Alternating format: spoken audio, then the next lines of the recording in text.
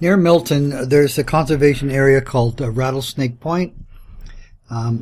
There's an abandoned buffalo compound there. The buffalo were moved from there in 1994. The compound was built in 1965. Today's hike is to circle the inside of the buffalo compound. So I'll show you the pictures next, and after that I'll show you the detailed map of the hike and where you can park and so on. This is the tour of the perimeter tour of the buffalo compound located near Rattlesnake Point, and we're parked on Walker's Line just north of Dairy at the dead end, and this is the old road that lead up to the viewing area for the buffalo, all grown over with grass, but still manageable, of course.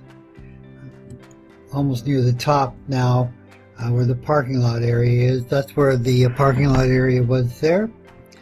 And we're going to turn and go through that gate and then turn right and start heading south along the fence.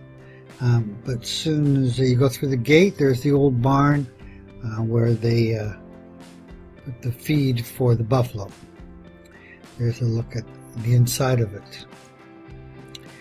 So moving along that fence line again, lots of trees have fallen over.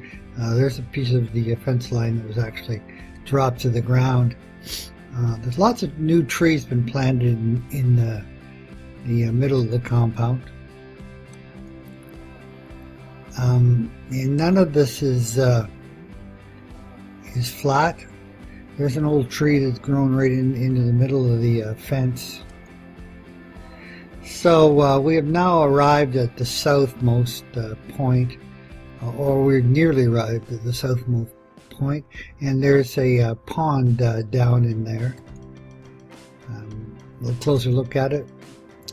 There's a gap in the fence. We're at the southwest corner. The fence has fallen down.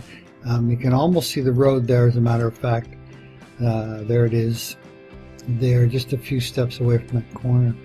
But moving along now the south end of the compound. The fence is in good shape there.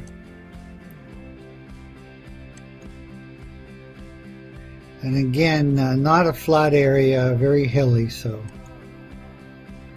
back down the fence line towards the creek that runs along the back of the buffalo compound. Another look at it. There seems to be, this is a gap in the fence, so you can see where the fence is torn back there on the right. And people have been hiking into that pond area and beyond, so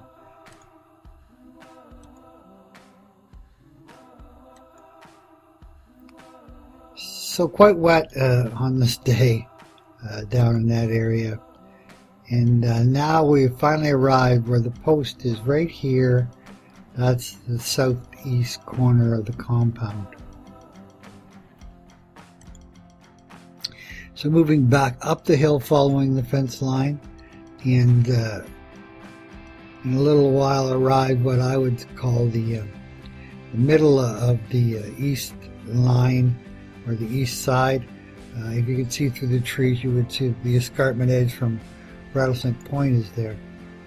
And as a matter of fact, there's a kind of a big rock falling area that has occurred, but lots of moss over it. The fence still intact there. And there's a spot where the fence has fallen down. So more than a few spots to get through the fence there, even though some places it's quite tall and strong. So now we've reached the north side of the main pen, and that is on the north end of the main pen. On the other side of this fence, there's another smaller pen that was apparently used for grooming. I'm not sure how they would do that, but anyways, now we're headed down a hill just like the stream is flowing along the north side of the main pen.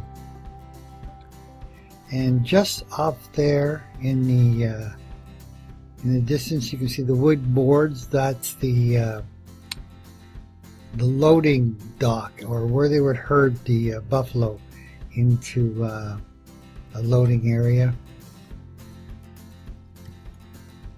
So here, as you can see, this was the funnel they brought them into. There's a fence on the right and a fence on the left, and it's about 15 feet, I guess, in width there.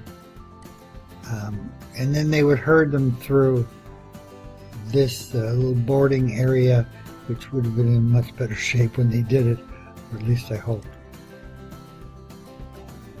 This is a closer look at the apparatus they used to get the buffaloes loaded onto trucks. The red arrow there is a little narrow boarded pen where they would herd the buffalo into and close the back door on them, open the front door, and then ramp them right up into the trucks. So that's how it's done. However, on the left-hand side, there's a big gap. There is on the left-hand side the fence is still there, but there is a spot for the hikers like myself to go through there, right where that blue arrow is. So, and then when you go through there, you'll be on the or in the small pen on the north. There's the small compound at the north end, and it too has been all replanted with trees, but we made our way along the same fence line on the other side of the fence, and then sure enough it goes, the fence leads on up, though you can't see it in this photograph, up into the hill, the early slopes of the escarpment, and moving along. We're getting pretty close now to where the fence actually meets the northern point of the pen.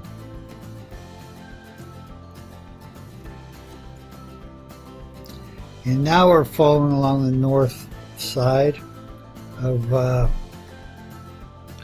the small pen. Through the trees is a little stream, and on the other side of that stream is the main trail. Another look at the new planting. As a matter of fact, if I zoom in here, you can actually see the white blaze on the Bruce Trail through the fence. So there's the gateway. This is the other gateway that leads directly over to the Bruce Trail. But we're going to keep following the fence line. And there's the other side of the buffalo loading dock.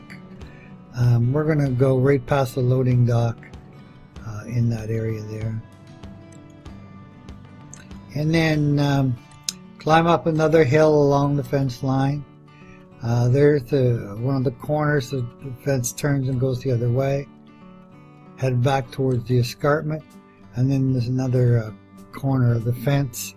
On to our right is the green barn. So, and there's the gap towards go back to Walker's Line. We went through that and past that the old parking lot and onto the little paved road, and we were back at the car.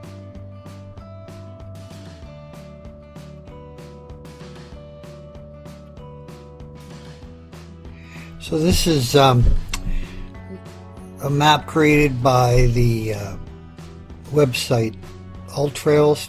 I recorded it with my GPS tracking app, the Bruce Trail app.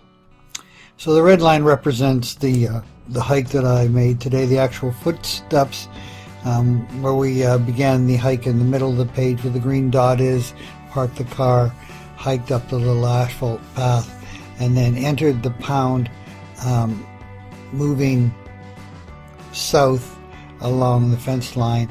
So we followed the fence line all the way around. At the top of the page there where the red line drops down again, That's where we had to follow the fence line to get into the smaller compound. So that's a look at the actual footprints we took. To the right is the Rattlesnake Point Conservation Area. To the left is the Crawford Lake Conservation Area.